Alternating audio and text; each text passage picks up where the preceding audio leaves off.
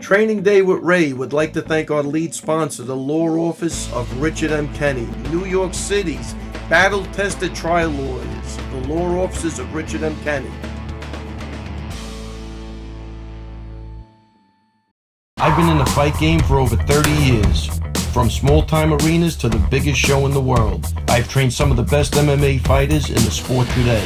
And the one thing I've learned is when you enter the octagon, you can't hide who you are. My name is Ray Longo, and this is my show. Hey, get my spot ready.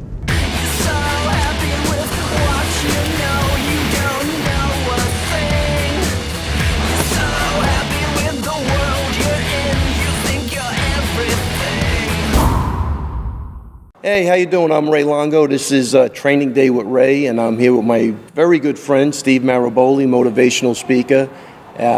He's going to do our first show. We're kicking this thing off. I couldn't think of a better guy to have. Steve Maraboli. What's going on, buddy? Nothing much. We're cutting weight in here, keeping it warm. Oh, man, I'm sweating. But a couple of things, man. I knew you for a couple of years. You trained in the gym.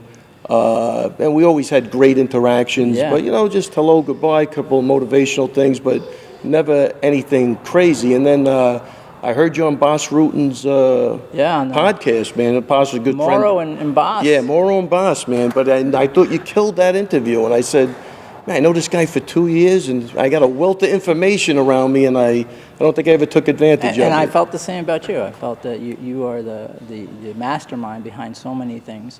In mixed martial arts, like anything else, mindset matters. Sometimes it's the difference. You find, and I find as I look through not just mixed martial arts but sports, that training, conditioning will get you and keep you a strong competitor, but it's the mindset that's going to make you a champion, keep you there.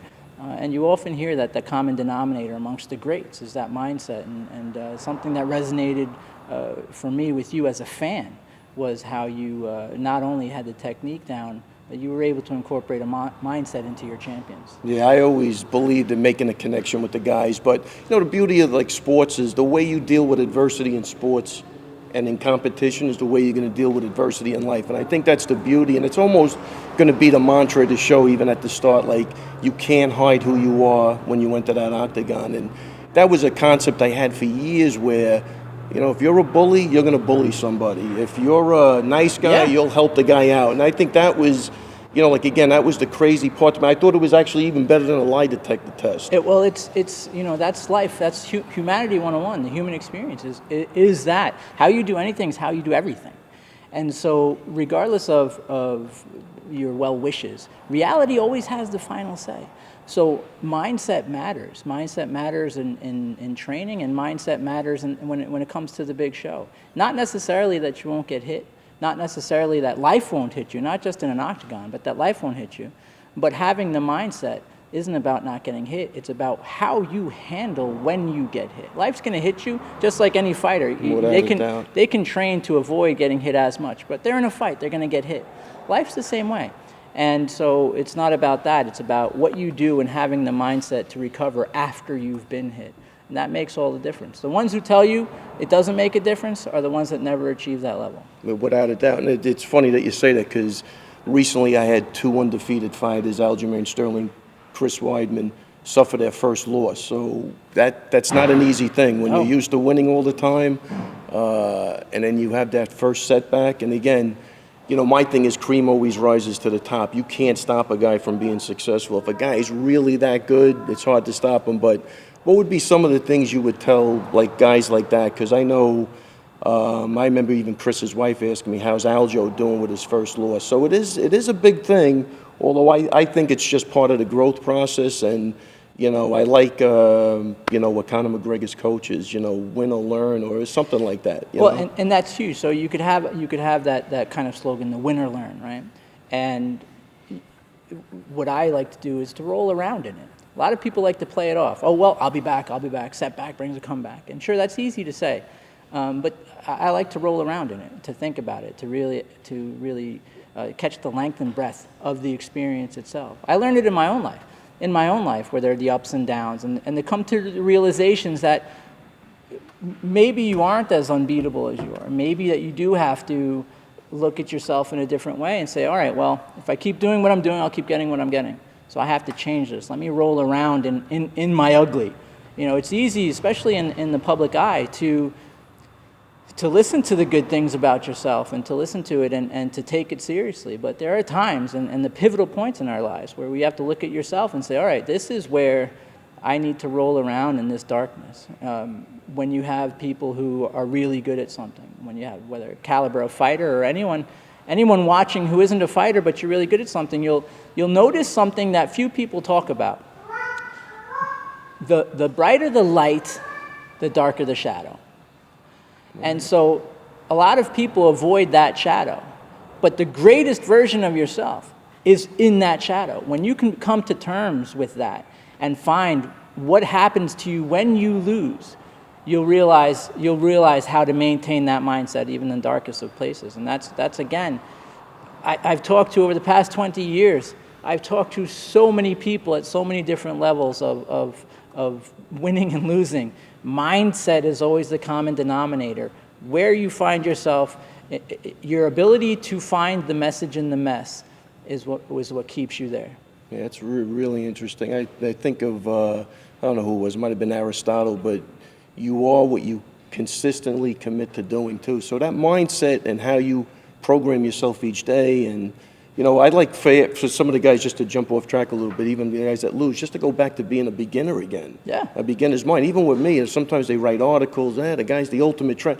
I start getting a little nervous, man, because I got to really stay in the moment of really always thinking, well, how the hell did I get here? And I really got here through a lot of hard work. And I think what happens is as these guys become successful, the amount of stuff that's thrown at them is like insane. So, you know, you have 100%. movie deals, you have this going, and you still have to maintain what you're doing, which is the fight. And, you know, I think that's I think just going back to what got you there and just like again adapting that beginner's mind helps everybody. Even for me, like I want to take a lesson sometimes from another coach, you know, just to see if I'm doing things right. It's the illusion of the tangibility of success. In other words, that it's something that you get. Actually, success is something you experience when you live accordingly. So it's something experienced, and that's why when you stop living accordingly, you stop experiencing it. It's not that you gained it and lost it. It's not attainable. That's the illusion that many people tell themselves. Which is a crazy concept. Yeah, it's experiential. It's what happens when you live in alignment with what you want and what you do are in alignment. And the second that goes off alignment, you start seeing these other variables. The challenge remains, how do I stay focused when I'm having all these things thrown at me? And again, we go back to mindset. Yeah, it's crazy. Ray, 100% of your life happens in your head. 100% is a story you're telling yourself. So that story is not only vital, it's the only thing true about you is the story you're telling yourself. So if you can stay aligned with that, you'll continue to experience that success. And the second you don't, you won't. Yeah, that's crazy. I remember what Marvin Hagler said. He was a champ. I think he defended the title 15 times, but they said the biggest thing with him is that he consistently did the things he did from the beginning over and over and over again. And he said it's hard when you're waking up in silk pajamas to go out and go for that run at 6 in the morning when it's 14 degrees out, you know. So I think that's my message to those guys too, is really just go back to being a beginner. What got you here? Have fun, which is another thing, because sometimes the fun gets taken out of it with all the politics, and you might suffer a bad decision and things aren't going that way. But if they're not having fun and they don't really love to fight, I have a major problem on my hands. If the championship is a belt to you, it can be taken away. There you go. If it's a habit to you, you're just consistent, and you're going to remain that way. Love it. Yeah, and I'm sure we could talk about this, and we'll probably go back to it. A couple other things that really interested me is even reading your thing is when you would go to the park and put a sign up free. Well, there's two things. It's the free advice and the fact that the books that you did that became bestsellers, you never took a penny from. So let's go. Want to start with that first? Yeah, well, I don't take a penny from that. I do 4 international bestsellers. We outsell. You'd be surprised at the books we outsell every single day. I don't market them, and I don't buy a slice of pizza with that stuff. As far as the free advice goes, it's just something that I do. I travel a lot, and I get bored in cities, and I go out there, and I believe, you know, Horace Mann. Horace Mann was a great educator in the late 1800s. He had a great quote. He really dedicated his life to improving the education system. And he said, until you have won some victory for humanity, until you have done something for humanity, you should be ashamed to die. And that just hit me, and I figured I can offer free advice because it's what I have to offer. I'm never going to teach someone how to dunk a basketball, that's for sure. But free advice I can give, man. But the free advice, now that was in Central Park. Where would you put that? It's in any park. Any park. I've And you been in weren't afraid of getting mugged. Is that where the martial arts I comes train in? here, sir. I'm not afraid of You're not afraid of anything. There's no human on earth I'm afraid of.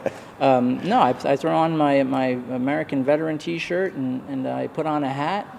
And I sit down there, and it's funny because sometimes I do it outside of seminars. So I might speak at a seminar that has 3,500 people at it who paid a ridiculous fee to come see me. Wait online for 2 hours for a meet and greet, sign their book. Nice. I'll be a block away, 2 blocks away with my free advice and hat. They'll walk past me. They'll tell me to get a job. Sometimes I get told to go back to Mexico. Born here in New York. My parents are Italian and Chilean, but I'll be told to go back to Mexico. That was going to be my next question. What's the craziest thing that happened to you while you were sitting out there with the sign? One of the best things happened. We're filming this. I've been fortunate enough to be asked to film a documentary film on this. Something that I've been doing for so many years that I didn't find interesting, but these producers definitely found it interesting. I thought I was finally stumped during this documentary. Of all the years, I didn't have an answer. And this kid, I think he was from somewhere from Germany. 16-year-old comes and sits next to me, no fear, and he says, "So, where's the best slice of pizza in New York?" That's a tough one. Yeah, I said, I don't know how to answer that. And all these years, that's the question that stumped me. Where's the best slice of pizza in New York? So what'd you tell him? You had to give him an answer eventually. I told him exactly that. I told him, buddy, you stumped me. You stumped me after all these years. You stumped me. So there's not a pizza parlor you want to plug? Nothing. There's no pizza parlor I want to plug, not in New York City. It all depends. And so I just thought that was the most interesting, believe it or not. Yeah, that's crazy, man. But really good stuff. What else was I going to get into? So Inc. magazine, the most quoted man alive. Powerful. That's you, the most quoted man alive. Powerful. Yeah, well, it's funny that it's interesting to me to have my thoughts resonate with so many people. I keep them simple. I grew up on like quote books and that kind of stuff, so I keep my thoughts simple and as true to form as possible. And it seems to resonate with a lot of people. It's really weird. It's funny. And then after I read that, obviously I start looking at your quotes. And the first one was something like "Surround yourself with positive people." And well, you cultivate an environment conducive to your growth. So you get to the point. We don't look at our mindset the way that we look at our lives, even though again they're interchangeable. So we know that if we want to be healthier, we make healthier food choices. But we don't necessarily make healthier environmental choices, the people around you. You hang around with people who are always into some sort of trouble or always battling some sort of financial issue or always borrowing, and then you're wondering why you're in the same. You're creating an environment. That's the environment that grows. Without a doubt. I mean, the thing is, as I'm getting older, I mean, there's so many negative people. You just got to get the hell out of there. And, again, you go with that concept. Time is the most valuable asset you have. Once you give it away, you never get it back. Yeah. And I really, at this point, for me, I just want to spend time with the people that I like, that are positive. Negativity, even they say don't even turn on the news for a couple of days because it really will invade into your mindset and it could take you down a little bit. So that's why that quote really resonated with me. Well, people do their best to confine you to the prison of their illusion, to confine you to the prison of their thoughts. And so, they're always trying to do that. So you find people who are also trying to be uplifting and positive and go through the bumps and bruises. It's not like you're pretending life isn't tough, but it's that when it is tough that you stand with the people who are strong, who are stronger than the condition, who don't forget that they have that history of victory instead of always saying, "Oh, this one's defeated me, this one's defeated." How many times have you said that? You've been wrong every time. Yeah, and that's why even as a coach, me and Matt have that saying, you want to be a safety net when they fall and hoist them up on your shoulders when they win, because that's really tough part, man, is when some of these guys lose. I'll never forget Chris Lieben when he lost to Anderson Silva. I mean, he did an interview and he said, it's not the losing, it's going into Starbucks and having the guy at Starbucks tell you what you should have did. Yeah. And I go over there and then this guy tells me what I should. It'll drive you nuts. Absolutely. So I mean, it's really like a no-brainer. I mean, it's always better to surround yourself with positive people and negative people, but when you're really down and you don't have anybody but negative people around you, you're screwed. Like, Well, it compounds it. It compounds it. So you get to a certain age where you start, wait a second, why am I pushing a boat through sand? Why am I constantly doing this? Let me step above and not just love myself enough to want something better for myself, but love myself enough to create it. In other words, to have those behaviors and to accept, to set that standard around me. Where, yeah, if you are always complaining and you are always down and you're always finding a reason to not follow your goals, no, you can't talk to me. For the same reason I don't smoke cigarettes. For the same reason. I'm not mad at cigarettes. I don't wish them ill. For the people who want to smoke cigarettes, smoke cigarettes. I'm just not going to because it's not good for me. I look at people the same way now. yeah, and like when I was younger, I think everything used to just go right past me. I never gave a shit. But as I'm getting older, start to observe more, and and I'm still, even though I'm getting up there, I always want to have a beginner's mind and try different things. And most people are, getting to the point where they're really looking to retire. I really have no desire to retire. I'm fortunate. I'm really have a lot of gratitude for all the things that have happened, and I've been fortunate in my life to do things that most people couldn't do, and it's a great thing. So the positive people thing really is a huge people who see what you see, and people who want something for themselves as well, and who you are that thing for you. You have to realize environments grow people. I served in the military, and basic training is same stuff, different day, and it's this repetitive thing, but and really it's an all day thing, and then you go to sleep. You could do it anywhere. Right. But what the military does is they pluck you out of your environment. They say, we know what grows where you grow. We want to grow a soldier. So they pluck you out of your environment and they plant you in their environment where they grow Very soldiers. interesting, yeah. Where they grow soldiers. And so you have to know that they do that because they've mastered the art of growing soldiers. You have to master the art of growing something in your life and surround yourself with people who are at different levels of that. And if you're surrounding yourself with people that are always in quicksand, brother, better get a life vest. And then how much of an influence you think the military? I'm assuming had a huge influence on you, because those guys. Night and day, man. Not that it was the same thing, but I'm just watching Officer and a Gentleman they had on the other day. And I'm sure that was similar to what you did, but I think it's, what do they, break you down and build you up? I feel like I was born there. Yeah, isn't that crazy? And they have so much motivational stuff, and there's so many good things that come out of being in the service. It's what you learn here, Ray. It's what you learn here. You can't blame the goalie. You can't blame anyone else. You're tired, and you have to do 5 more push-ups. And you have to find that somewhere within yourself, or quit. And they don't let you quit, and they get you in a habit of not quitting. They get you in a habit of finding the best for yourself in the most challenging situations. I feel like I was reborn in the military. I wasn't, for all the academic accolades I get now, from most quoted man alive to people tattoo my thoughts on their body. It's incredible. Yeah, crazy, isn't it? It's incredible. But before all of that, I was a kid in high school that barely graduated. I didn't do well in school. I didn't like school. I didn't find it interesting at all. I went into the military, and something totally changed me. So you get into this fog, into this daze, that's everything's the same crap, different day. Everything's monotonous. And I was reading like these enlightenment type of books, not just religious theology, but enlightenment. And I always thought that this moment would be like, when you just understand it, man, and you just get the universe. Didn't happen. So I go into the military, and I was no genius. I'll tell you, 18 years old, I wasn't no genius. I went into the Air Force, and Air Force basic training is in San Antonio, Texas. And this genius signs up for July. Yeah. Right, so it's 125 degrees. Down there. Yeah, it's 125 degrees. We're dressed up with like a tree. Like we're doing now. Like we're doing now. Right. They march you on blacktop because they're really compassionate, right? So it's really hot. That's funny. You get into this fog, and one time, this drill instructor, he was furious with us. It's the same crap, different day. And he goes, "What's wrong with y'all?" He says, "I know, say pop." So we get in formation. And he has us in formation, Ray, and he says, "Say pop." So we go, pop. He says, "Say pop again." So here he has 60 dudes on the blacktop in San Antonio, Texas, going pop, pop, pop. He said, "Do you know what that is? That's the sound of your head coming out of your ass." And Ray, that was my moment, man. I said, holy cow, this guy's absolutely right. It's not the same crap, different day. This is the only day that exists right now.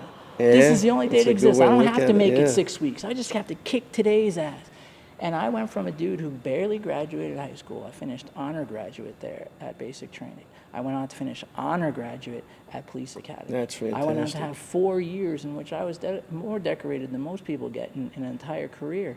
And only thing that changed that day is I pulled my head out of my butt and started thinking, what can I do today? And I live every day like it's a lifetime. You know, and I think the interesting point about that is that you weren't, you know, a brainiac in school, No. but this guy brought it out of you. Yeah. To, You you know, had it's the funny. potential. How many guys have you dealt with like that? Yeah, and look, I'll give you an interesting story because it's funny. I mean, like, nothing really changed except the way you thought of what was going on. Which is the only thing that can change. That's right. So it's funny. I go to do like they had a training seminar for coaches for the UFC, so I went down to Vegas. And it was interesting, but they brought up a guy, and I'm going to paraphrase this. I don't know if I get it right or wrong, but the point of the story is this, is that there was a kid who he wasn't doing good in school, and he took the SATs, and he got like, this was at the time it was based out of 1600, so he gets like a 1420.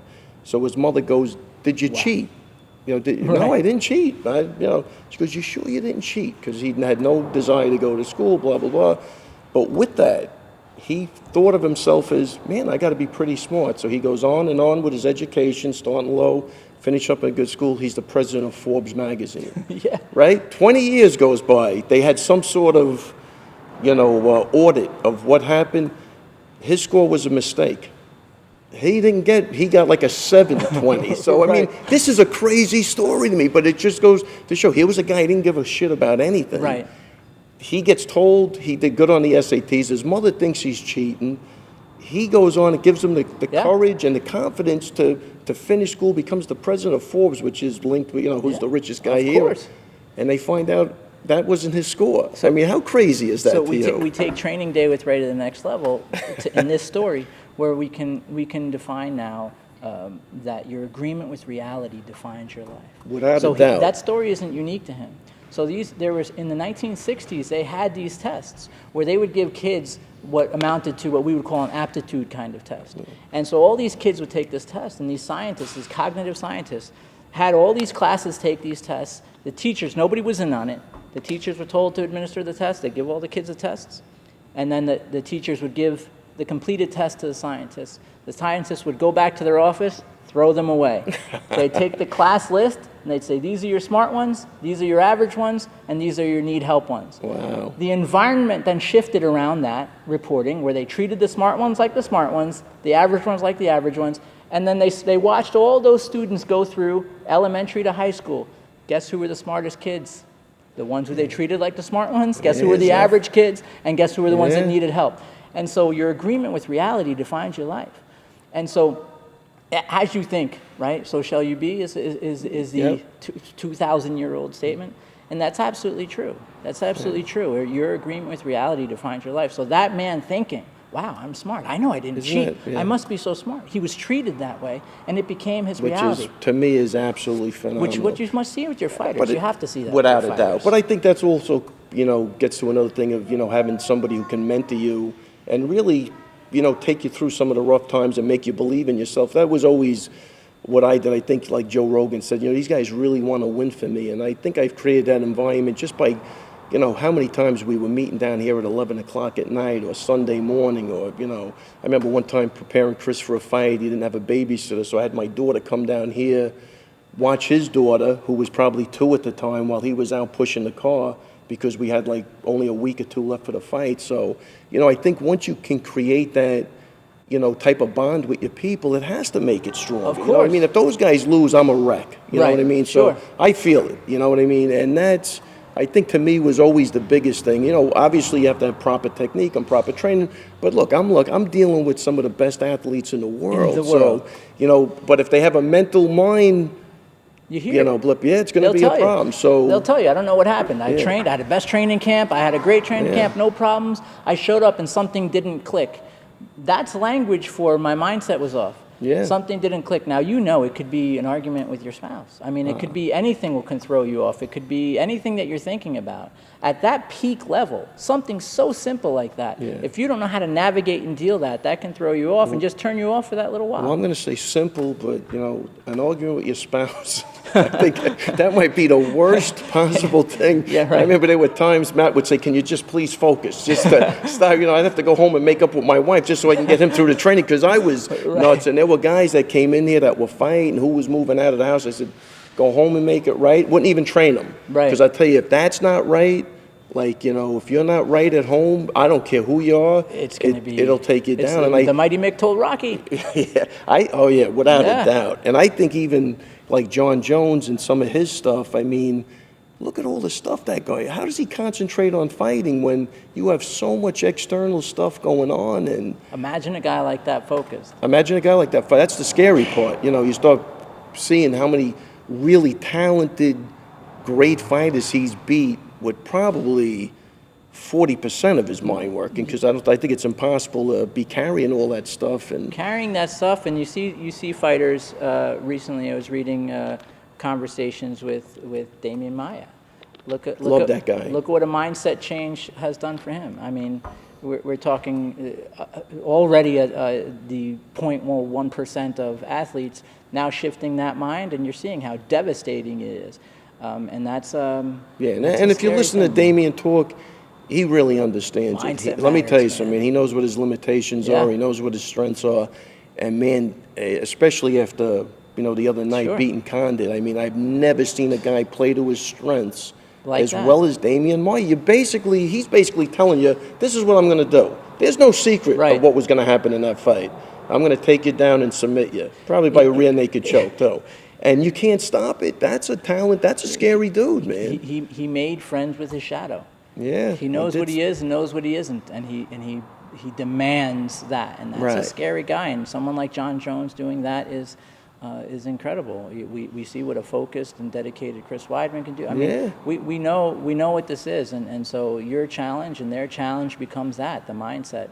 Finding that alignment between technique and mindset. And again, and really having that environment around you that's conducive to growth, because you know how many guys I see, they become successful and then they got those hanger-oners, and who should do this, who should do, that's the other problem. As soon as you lose a fight, you should do this, you go to this isn't right. They're waiting, they're actually waiting for you to fail, so not to help you, so they could just jump in and impose their agenda. And I think those are the worst type of guys to me. And we find ourselves in the illusion where we think we're helping them up when they're actually pulling us down. Yeah, without a doubt. Well, it's only because you're at that state where your mind is not, which should be in a champion mentality, where that shouldn't have even bothered you. But there are guys out there that know how to sense weakness. They know when to strike. They know when to, and it's pretty bad. So in your own experience, in your own career now that spans a while and some pretty great successes, what have you been surprised about? What has changed in your mindset,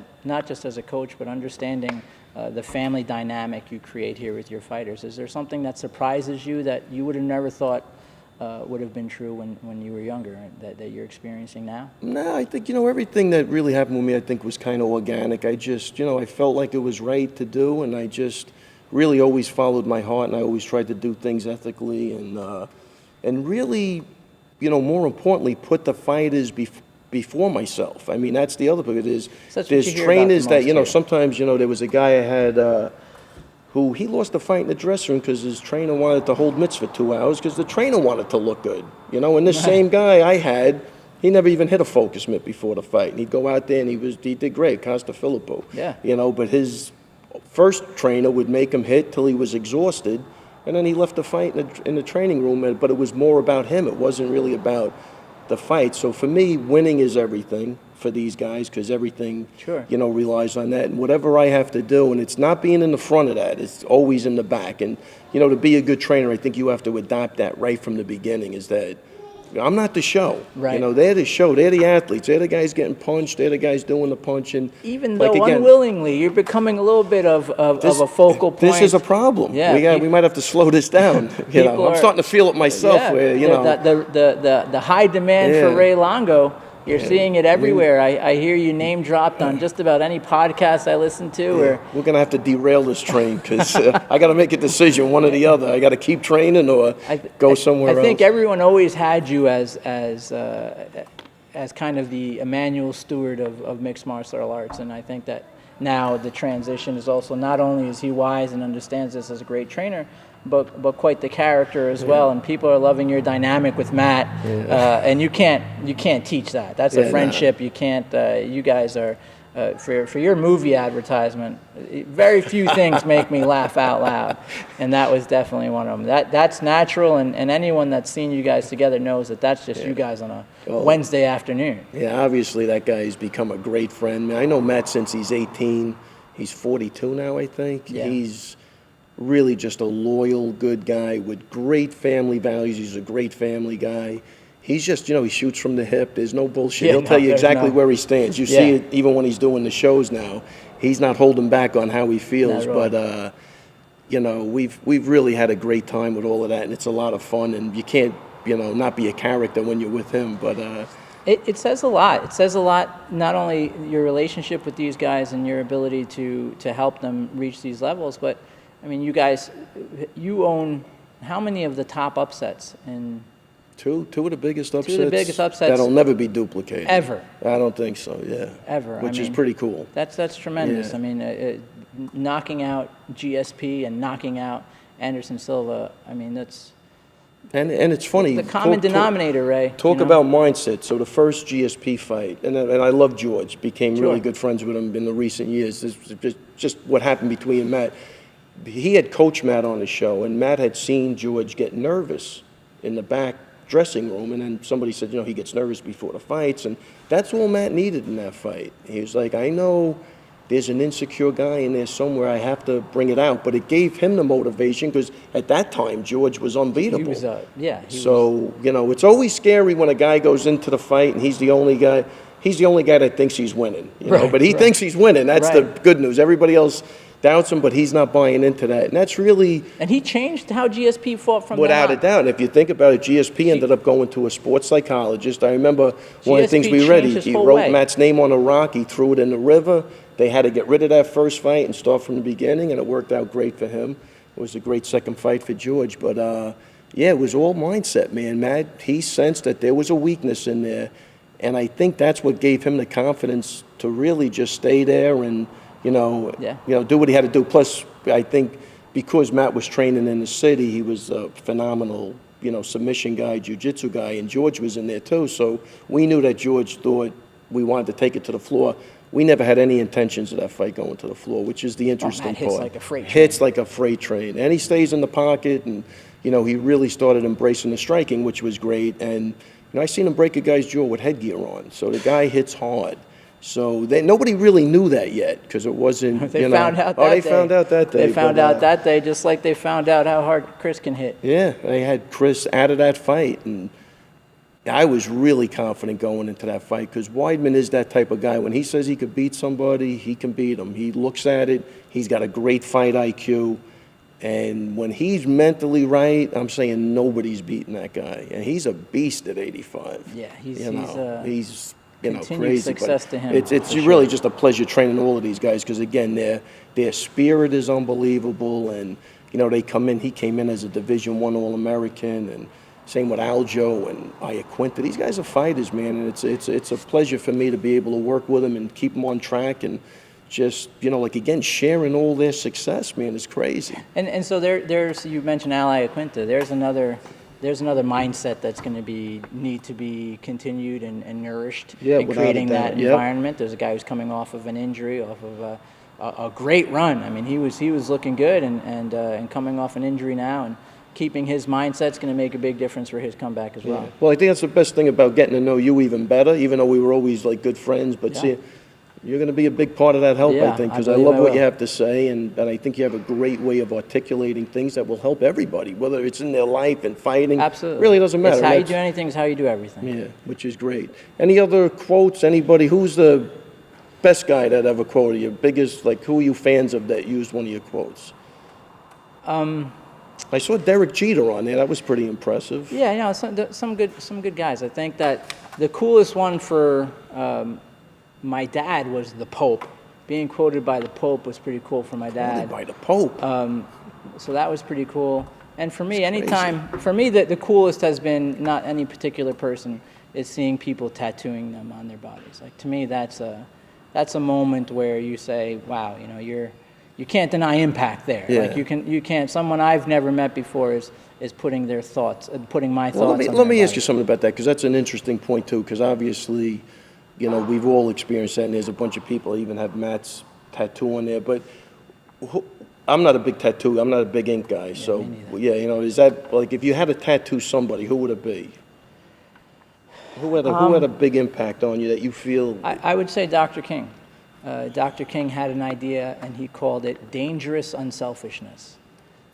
And Explain that one. His life was he was. That's pretty. He was going against. That kind of defines yeah, it. he went against this stuff, and he was as human as anybody else. You know, social media didn't exist, and TMZ didn't exist. Society might have a different view of him if it did, but he was a pretty normal guy. He was a guy who traveled around, and he was a guy who was susceptible to not only temptations, but he didn't have all high moments, but he dedicated himself to something. Regardless of how many times he was threatened, regardless how many times he had to look at himself and say, "Hey, you're not doing this right." I've experienced that myself. You know, you can get all the accolades in the world, and it could be millions of people who celebrate you and say, "Wow, this guy's really good. This guy's good." But you know that not everyone gets that polished version of you. Yeah. There are people who didn't get that polished version of me, and so. Dr. King was that same way, but he carried on and refined and improved and enhanced himself as much as he could, and he had this idea: why do I do this? Dangerous unselfishness. I think that I would get that. That's funny, man. You just don't see guys like that too much anymore. I think that was an era where even politics, everything was different, man. It was just seemed more. Everybody gave a shit a little more. Now it's become like more of a circus. But those guys were really genuinely. Really good people. They found something that interested them, and they dedicated their lives to it. It's what you've done in this, right? You just don't see it as clearly as the people who talk about you see it. Yeah, awesome. I appreciate that. You know, one of the other things you asked me before about, you know, even training people, one of the weird things that always happens in here, I'd love to get your thoughts on, is when people come in with high expectations of themselves, and you know from experience, they're just not going to make it. And it's not even mentally now, you know, you never wrestled. You never boxed. Sure. I don't want to ruin your dream. Right. But I mean, I'm sure every trainer has gone through this. Absolutely. I know you had 100 street fights, and that's what you're basing it on, but you just know that the level of competition is so strong, and the guy's 35. Right. Like, what do you know? Like, again, you don't want. I want to encourage people. I spent my whole life, you know, believing in people and helping them, you know, accomplish their dreams and being supportive. But then you get those guys that you just know this is. You know, this is a tough one, man. And reality always has the final say, and so I simplify it to, I'll help you achieve the best version of yourself. Beautiful. And whatever that means, it means. I like it.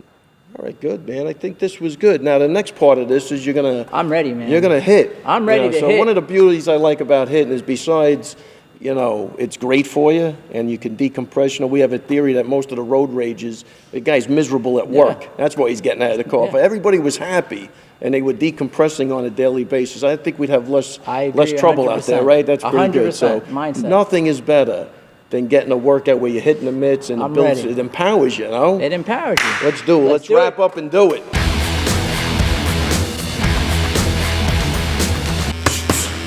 Straight out the back, bend your legs, chin down. That's it, right there. Pin it. That's what I'm talking. You hear that? Out back, chin down. Last two. Nice. Last one. That's it. Beautiful. Beautiful. Last five. Nice. 4. 3. 2, 1. Okay, so the first thing this is telling me is that whatever this guy does, he's going to do it 100%. You can see he's punching hard, he's going for it, he's not laying back. So I think, again, it imitates life. Everything he does is going to be 100%. All right, cross, weave, cross the cross.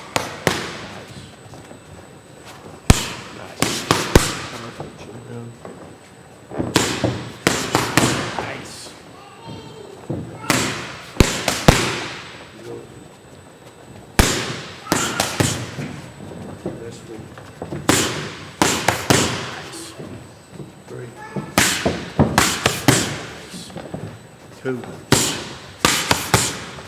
Last one. Shake it out. Okay, 5 power kicks. Go. 1, nice.